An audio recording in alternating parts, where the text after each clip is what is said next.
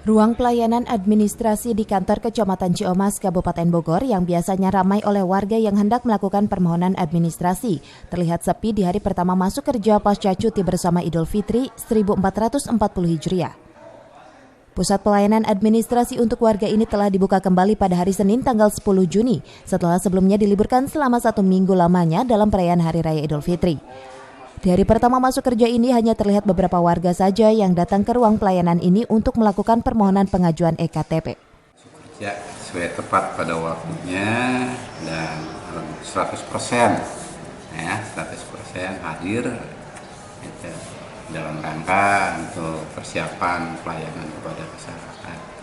Mudah-mudahan setelah melaksanakan Hari Raya Idul Fitri 1440 Hijriah, pelayanan lebih ada peningkatan. Masih sepinya kunjungan warga ke ruangan pelayanan ini membuat sejumlah petugas pun terlihat santai dalam melakukan pekerjaannya. Hari pertama masuk kerja yang masih terlihat santai ini dimanfaatkan oleh sejumlah petugas untuk melakukan silaturahmi bermaaf-maafan dengan sesama petugas lainnya. Dari Ciomas, Kabupaten Bogor, Mande Jojar melaporkan.